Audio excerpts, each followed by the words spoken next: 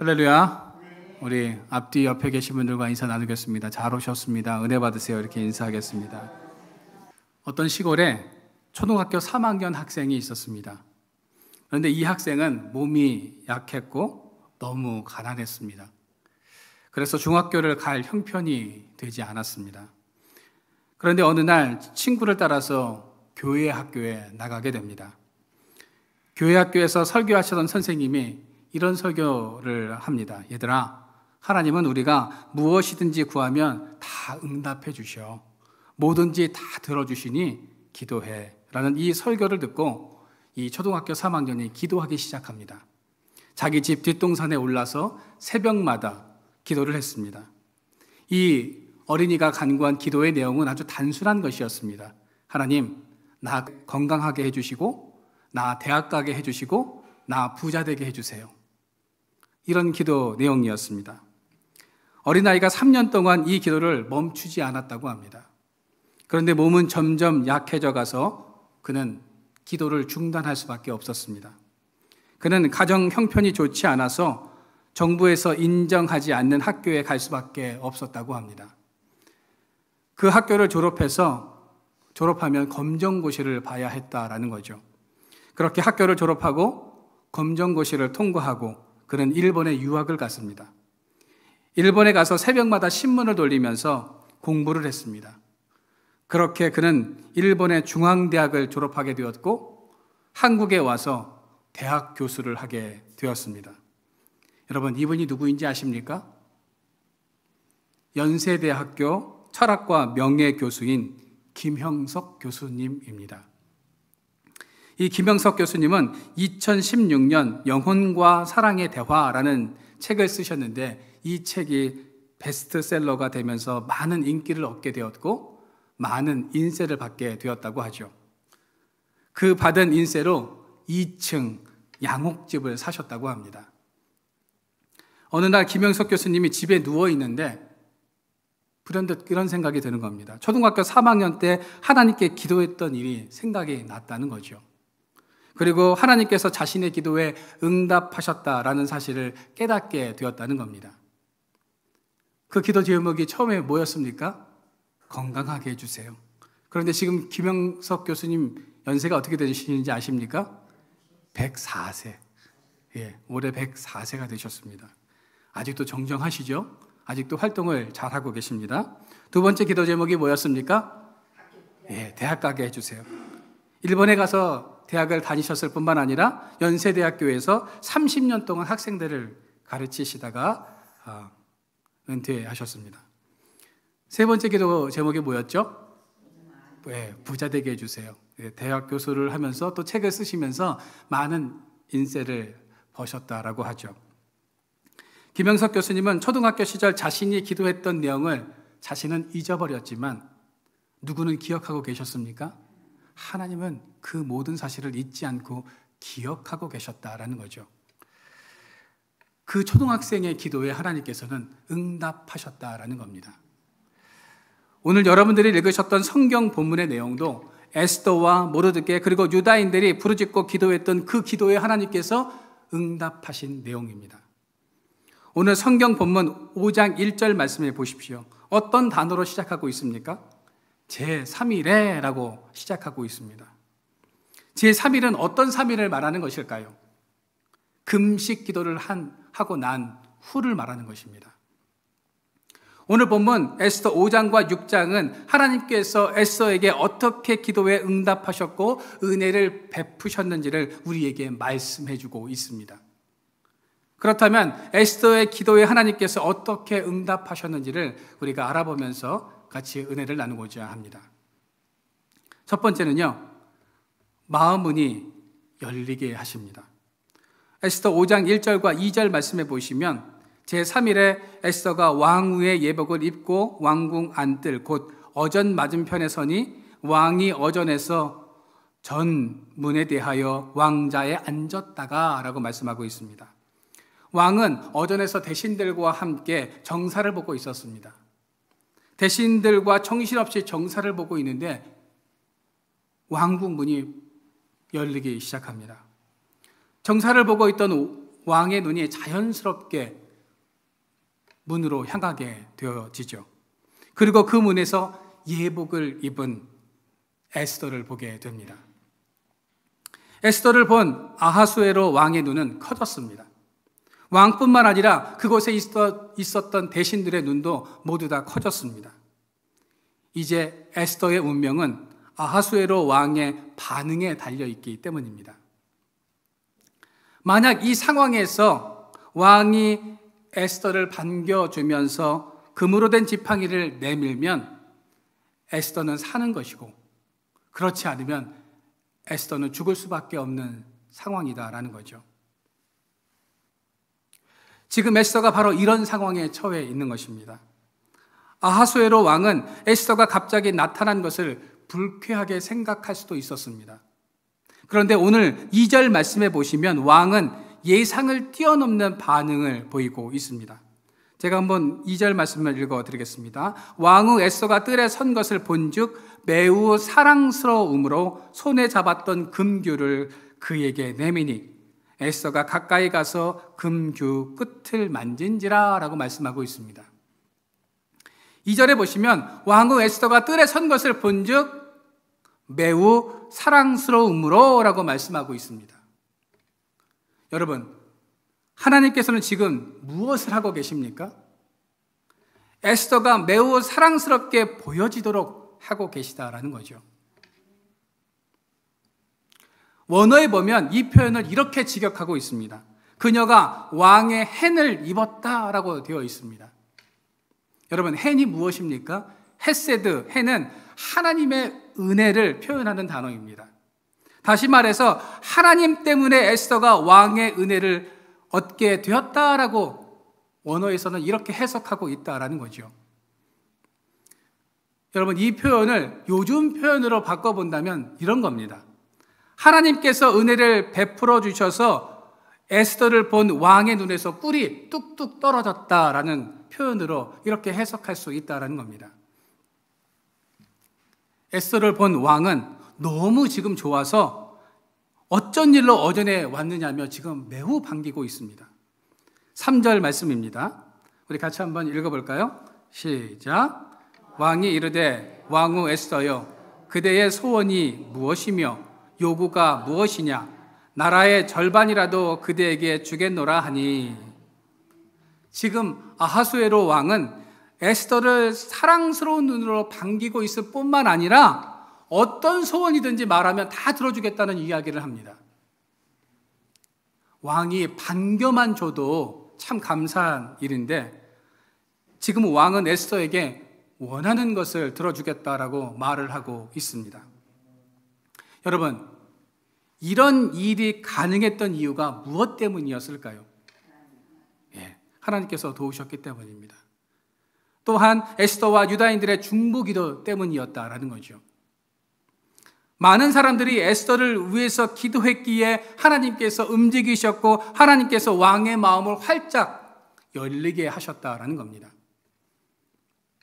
여러분, 여기서 우리는 분명한 사실 한 가지를 깨닫게 됩니다. 사람의 마음을 여시는 분은 누구이실까요? 바로 하나님이시다라는 겁니다. 왕의 마음의 문도 열고 우리 마음의 문을 여시는 분이 바로 하나님이시다라는 거죠. 사람의 마음이 열리기까지 때로는 그 기간이 짧을 수도 있고 길 수 있지만 기도할 때 그 마음이 열려지는 역사가 일어난다라는 것입니다. 사람이 다른 사람에게 잘한다고 해서 그 마음이 문이 열리는 것이 아닙니다. 하나님께서 그 마음의 문을 여셔야만 그 사람의 마음이 열려진다라는 거죠. 기도의 성자, 고아의 아버지라고 불리는 조지 밀러를 여러분들 잘 아실 겁니다. 그는 5만 번의 기도 응답을 받은 사람으로 아주 유명합니다. 그런 조지 밀러가 평생을 두고 기도한 기도 제목이 있었습니다. 그것은 어릴 적부터 가깝게 지내던 친구들이 마음의 문을 열고 예수님을 영접하는 것이었습니다. 조지 밀러는 예수님을 알지 못하는 두 친구들을 위해서 52년간을 기도했습니다. 그리고 그 마지막 설교를 하던 그날 예배에 참석했던 한 친구는 조지 뮬러의 그 설교를 듣고 예수님을 영접하게 됩니다. 그러나 뮬러는 마지막 한 친구의 구원을 보지 못하고 세상을 떠나고 말았습니다. 조지 뮬러가 세상을 떠난 후 그 친구는 뮬러가 자신을 위해서 52년간 쉬지 않고 매일 기도했다는 사실을 알게 되었고, 그는 결국 마음의 문을 열고 예수님을 영접하게 되었다고 합니다. 여러분, 우리가 기도하면 하나님께서는 사람의 마음을 열어주셔서 그 마음에 복음이 심겨지게 하십니다. 사람이 아무리 노력해도 안 되는 것들이 있죠. 그러나 기도하면 하나님께서는 결국 닫혀있던 그 사람의 마음을 여신다라는 것입니다. 출애굽기에 보면 바로의 완악한 마음을 여신 분이 누구이십니까? 하나님이시죠. 그래서 이스라엘 백성들을 내보내주지 않습니까? 다니엘서에 보면 고레스 왕의 마음을 움직여서 성전을 짓게 하고 이스라엘 백성들을 고향으로 돌아가게 하신 분이 누구이십니까? 바로 하나님이시다라는 겁니다. 오늘 본문에서도 아하수에로 왕의 마음의 문을 열어서 에스더를 환대하게 하셨던 분도 바로 하나님이셨습니다. 여러분, 완악한 마음과 닫힌 마음을 여시는 분은 바로 하나님이십니다. 그 하나님께 부르짖어 기도할 때 하나님께서는 일하시고 역사하십니다. 여러분, 오늘도 우리가 이 사실을 믿고 우리 가정과 우리 자녀와 우리 주변의 사람들을 위해서 기도할 때 마음문이 열려지는 놀라운 역사가 일어나게 될 줄로 믿습니다. 여러분, 오늘도 기도를 통해서 역사하실 하나님의 능력을 믿고 살아가는 저와 여러분들의 삶이 되어지기를 주님의 이름으로 축원드립니다. 두 번째는요, 지혜를 주십니다. 드디어 기회가 찾아왔습니다. 아하수에로 왕은 에스더에게 소원을 말하면 그것이 무엇이든지 들어주겠다고 말을 했습니다. 이제 에스더는 자신의 민족을 살려달라고 말을 하면 됩니다. 그런데 오늘 본문 말씀에 보시면 에스더가 자신의 요구를 바로 왕에게 말하고 있지 않습니다. 왜 에스더는 왕에게 자신의 요구를 바로 말하지 않고 있는 것일까요? 지금 에스더가 왕을 만나러 간 장소가 어디입니까? 어전입니다. 어전이 어떤 것입니까? 왕이 직무를 담당하고 있는 것이죠. 많은 대신들과 함께 정치적인 나라의 그런 모든 운영을 얘기하는 것이 바로 어전입니다. 그곳에는 왕만 있는 것이 아니라요, 하만도 있었고 하만을 추종하는 사람들이 또 있었고 많은 대신들이 있었습니다. 만약 에스더가 그곳에서 자신의 민족을 구해줄 것을 요청했다면 그 요청이 받아들여지지 않을 가능성이 높았습니다. 왜냐하면 이미 유다인들을 죽이라는 왕명이 내려져 있었기 때문입니다. 에스더 3장 8절 말씀입니다. 우리 에스더 3장 8절 말씀을 같이 한번 읽어볼까요? 시작. 하만이 아하수에로 왕에게 아뢰되 한 민족이 왕의 나라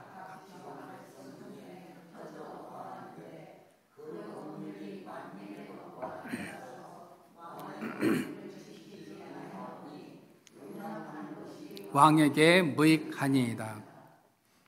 여러분, 하만이 어떻게 왕을 설득시켰습니까? 왕의 법률을 따르지 않는 유다인들을 용납할 수 없고 그들은 무익하기에 죽여야 한다는 명분을 들어서 그들을 처단하기로 했습니다. 이 소식은 온 성에 퍼졌습니다. 그리고 하만의 계략에 동조하는 사람들도 있었습니다. 이런 상황에서 만약 에스더가 자신의 민족을 구원해 줄 것을 어전에서 말했다면 하만을 비롯해서 다른 대신들도 그냥 가만히 보고만 있지 않았을 겁니다. 에스더의 요청을 반대하고 나섰을 것이 뻔합니다.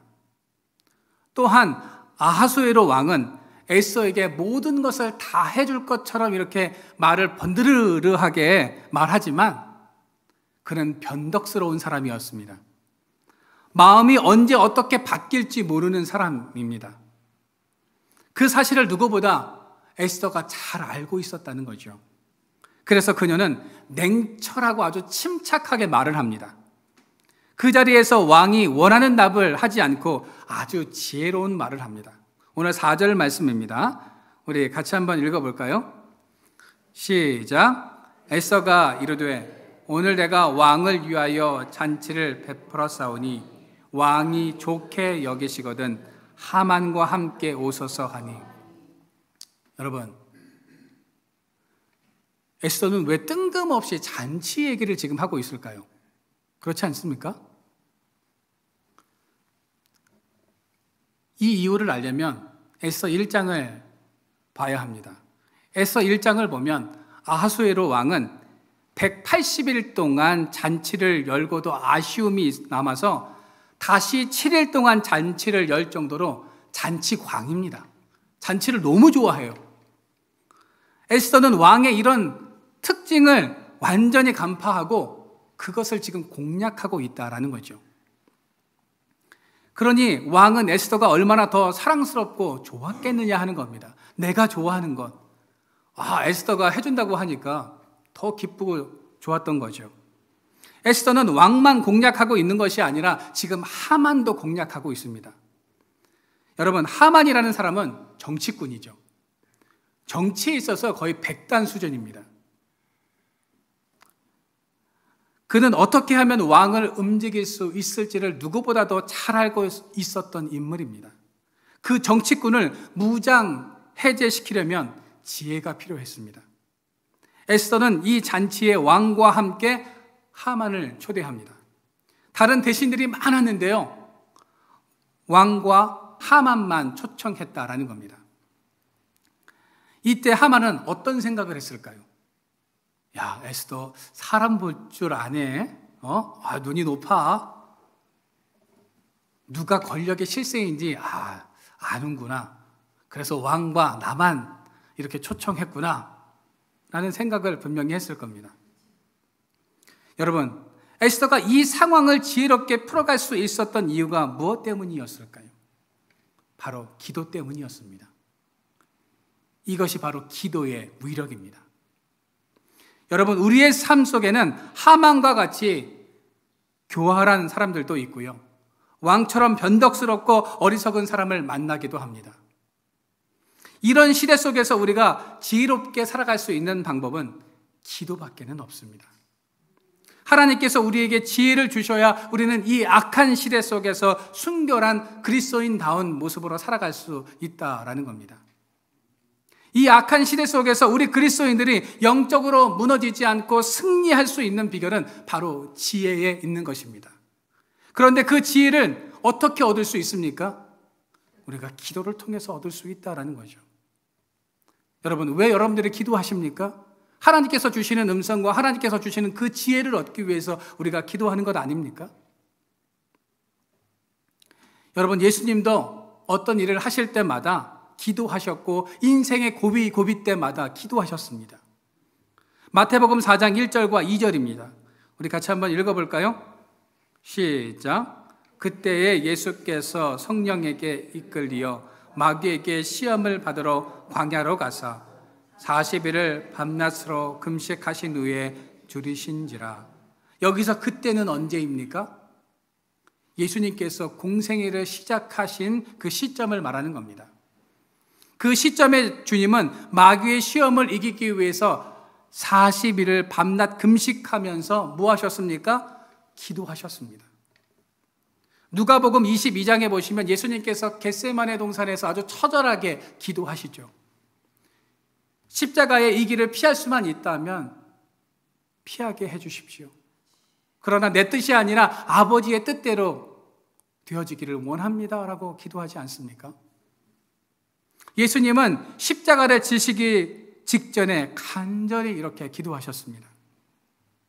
여러분, 예수님께서도 힘든 순간마다 기도하셨다면 우리는 더 많은 기도의 단을 쌓아야 하는 것입니다.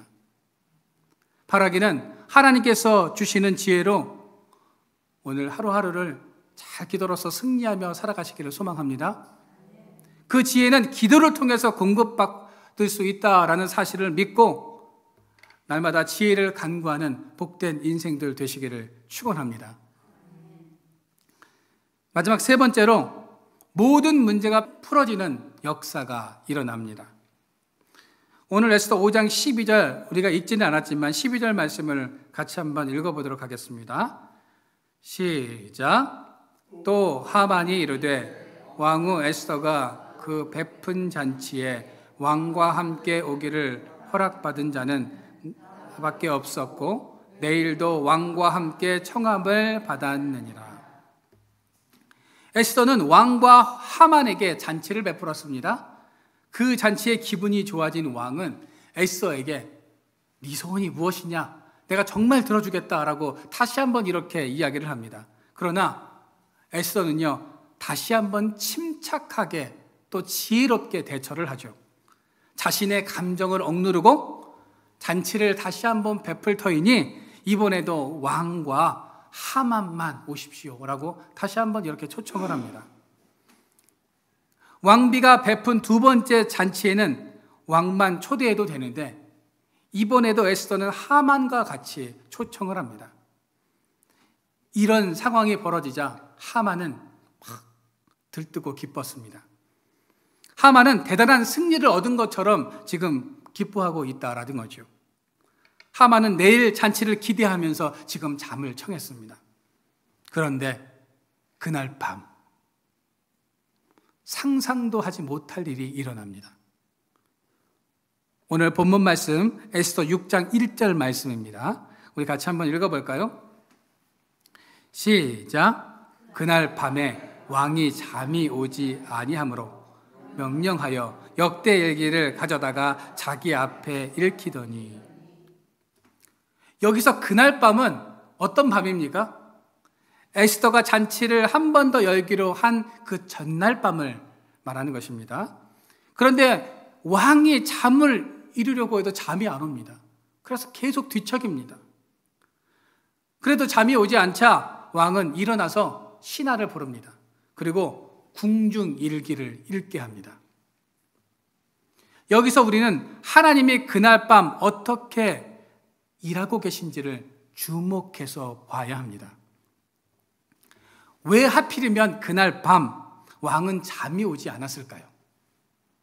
그리고 왕은 신하에게 왜 일기를 읽게 한 것일까요? 또 그 신하는 모르드게와 관련된 이야기를 읽었을까요? 우리는 여기서 하나님의 역사하심과 하나님의 일하심을 깨닫게 됩니다. 여러분, 밤에 잠이 오지 않으면 궁중일기를 읽기보다는 다른 것을 충분히 다른 것을 할 수도 있었습니다. 그런데 그날 밤 하나님께서는 아하수에로 왕으로 하여금 궁중일기를 읽게 하셨다라는 거죠. 그리고 그 궁중일기를 읽다가 깜짝 놀랄 만한 일을 발견하게 됩니다. 어떤 내용입니까? 6장 2절 말씀입니다. 우리 같이 한번 읽어보도록 하겠습니다. 시작. 그 속에 기록하기를 문을 지키던 왕의 두 넷이 빅타나와 데레스가 아하수에로 왕을 암살하려는 음모를 모르드게가 고발하였다 하였는지라. 왕이 잠이 오지 않던 밤 일기를 읽고 있는데 읽고 있던 궁중일기의 내용이 모르드게가 왕을 암살하려는 사람을 고발했다라는 내용이었습니다. 여러분, 정말 신기하지 않습니까? 어떻게 이런 일이 연속적으로 지금 벌어지고 있느냐 하는 겁니다. 이런 상황들을 세상 사람들은 우연히라고 말을 합니다. 그런데 이런 우연적인 상황이 어떻게 계속 일어나고 있느냐 하는 거죠. 여러분, 이것은 우연이 아닙니다. 하나님의 역사하심이었고 하나님의 일하심이었다라는 겁니다. 우연히도 한두 번이지 연속적으로 우연한 일이 계속 일어난다면 그것은 하나님의 역사하심이다라는 거죠. 성경은 이것이 우연한 일이 아님을 분명하게 말씀해주고 있습니다. 2절 말씀해 보시면 왕이 잠이 오지 아니함으로를 72역 성경에 보면 그러나 주께서 왕의 잠을 달아나게 하셨다라고 말씀하고 있습니다. 왕이 자고 싶어도요, 하나님께서 잠을 못 자게 하셨다라는 거죠. 어떤 주석가는 누군가 왕을 흔들어 깨웠다라고 이렇게 해석하고 있습니다. 하나님이 잠자고 있었던 왕을 깨우신 것입니다. 그리고 왕을 깨우신 하나님께서는 왕궁의 일기를 읽게 하셨습니다. 그것도 모르드게가 관련된 내용을 읽게 하셨습니다. 여러분, 신하가 열심히 일기를 읽어도 왕이 졸면서 그 내용을 막 듣는다면 아무 소용없는 건 아닙니까? 그런데 하나님은요, 왕이 졸지 않도록 하셨다라는 거죠. 여러분, 이것이 바로 하나님의 역사하심입니다. 여러분, 혹시 밤에 잠 못 이루는 그런 밤을 지금 보내고 계십니까? 그 밤에 우리는 무엇을 해야 할까요? 하나님께서 여러분들의 삶에 밤잠을 설치게 하고 계시다면, 잠을 자다가 잠에서 깨어나게 하셨다면 우리는 무엇을 해야 할까요? 네, 맞습니다. 기도해야 합니다. 그리고 왕이 그 왕궁의 궁중의 일기를 읽게 했던 것처럼 하나님의 말씀을 읽어야 하는 거죠. 왜요? 하나님의 분명한 계획과 뜻이 있기 때문입니다. 이것은 하나님께서 우리에게 무엇인가를 깨닫게 하기 위한 하나님의 사인임을 믿으시기를 바랍니다. 여러분, 에스더에게 역사하셨고 그 밤 왕이 궁중 일기를 읽게 하셨던 하나님은 오늘도 우리의 삶에 역사하십니다. 우연히가 모여서 모든 것이 하나님의 섭리였음을 깨닫게 하십니다. 로마서 8장 28절입니다. 우리 같이 한번 읽어볼까요? 시작. 우리가 알거니와 하나님을 사랑하는 자 곧 그의 뜻대로 부르심을 입은 자들에게는 모든 것이 합력하여 선을 이루느니라. 아멘. 하나님께서는 우리가 생각하는 우연히를 통해서 합력하여 선을 이루십니다. 이것이 바로 하나님의 일하심이죠. 설교 서두에서 말씀을 드렸습니다. 이런 하나님의 일하심을 우리가 경험하기 위해서는 무엇을 해야 하는 것입니까? 기도해야 하는 것입니다. 기도할 때 이런 놀라운 역사들이 일어난다는 거지요. 왕의 마음의 여신분도 하나님이십니다. 에스더에게 지혜를 공급하여 주신 분도 하나님이십니다. 잠 못 이루는 왕을 통해서 이 모든 문제를 해결하신 분도 바로 하나님이십니다. 여러분, 사람의 마음의 문을 열고 지혜를 주시며 얽혀져 있던 모든 문제는 기도를 통해서 해결되었음을 믿으시기를 바랍니다. 하나님께서는 우리의 기도를 들으시고 응답하시는 분이심을 여러분들 깨닫기를 소망합니다. 여러분, 에스더와 유다인들의 기도를 들으시고 응답하셨던 그 하나님께서는 우리의 기도에 응답하여 주시는 줄로 믿으시기를 바랍니다. 그 하나님께 날마다 간구하는 인생들 되시기를 바랍니다. 그리고 나의 삶의 모든 것이 합력하여 선을 이루게 하실 그 하나님께 모든 것을 믿고 맡기는 인생을 살아가는 저와 여러분들의 삶이 되어지기를 주님의 이름으로 축원드립니다.